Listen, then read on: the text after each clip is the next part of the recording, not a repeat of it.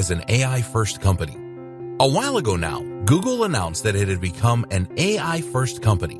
While that may sound like meaningless marketing babble, the truth is that this determination actually has huge potential repercussions for marketers, businesses, and SEO. Firstly, what does Google mean by this? Meet the new, smarter Google. You might think of Google as a search-first company. The first product that Google provided was a search engine, and that is still what most of us associate with the company. Traditionally, Google's search engine did not work much like an AI. Rather, search worked by attempting to match search terms with the content in an article. This is why the advice for SEOs was to insert lots of key phrases into their articles so that Google's spiders could read that content and quickly identify that it would be a good match for what the person was searching for. As we all know, this didn't work out perfectly for Google. Lots of unscrupulous marketers abused the system by inserting hundreds of search terms into every article, which in turn meant that content Google would show to the user would be garbled and unreadable. That's why, over time, Google has begun to work more and more like an AI. Now, Google no longer attempts to look for exact keyword matches. Instead, Google tries to answer questions that you ask it. It does this by trying to understand what the user is looking for along with the context, and then to provide relevant answers through its search. RankBrain. Google is able to do this through machine learning. Specifically, it uses a form of natural language processing, which Google refers to as RankBrain. RankBrain is at least partly responsible for helping Google to cope with phrases and words that it hasn't seen before. If RankBrain identifies a word it isn't familiar with, then it can guess what it might mean based on context and based on its usage elsewhere. This helps Google to deal with unusual searches that it hasn't seen before without simply matching search terms to content in articles. Search queries are turned into word vectors called distributed representation. These are words and phrases that are close to each other in meaning and context. RankBrain will then try to map the query into words it understands or clusters of similar words. From there, it insinuates what the searcher actually means and is looking for and provides results on that basis. RankBrain also understands the relationships between words and the way that they work together. At one point, joining words such as the or and were ignored by Google. Now, Google understands the importance of these phrases and the way in which they impact on the intent of the user. Like all the best machine learning algorithms, RankBrain attempts to improve over time and adapt to users.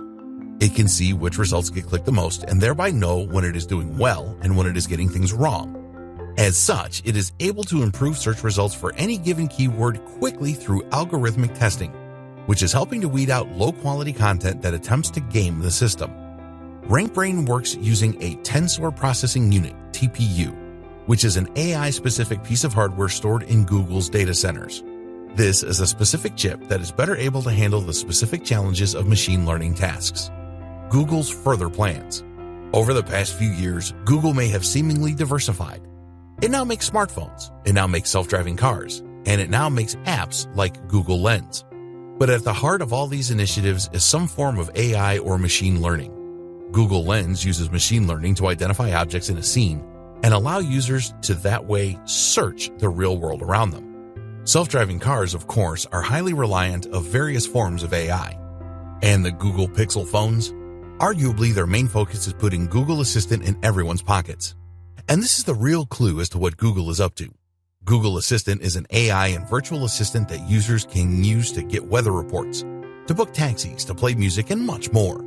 Google Assistant uses a combination of machine learning to detect human language, for example, and AI in order to provide useful results and speak in a natural manner.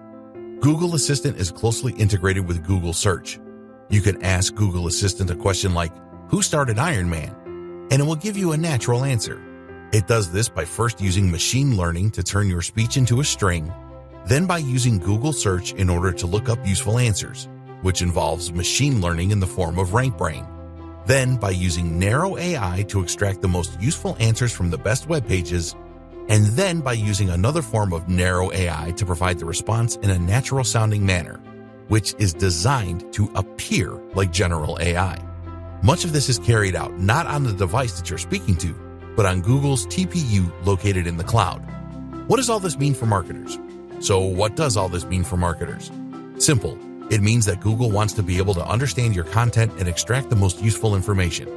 It no longer wants you to use rigid keywords, and it wants you to prepare for a more voice-driven form of search. Google is betting big on AI and machine learning. It believes that in the future, AI assistants will be huge, and it wants Google Assistant to be number one. It envisages a future where we spend less time staring at our devices and instead get the information we need by asking our phones or our Google Homes. We'll speak naturally to these devices, and they'll provide us with handy answers.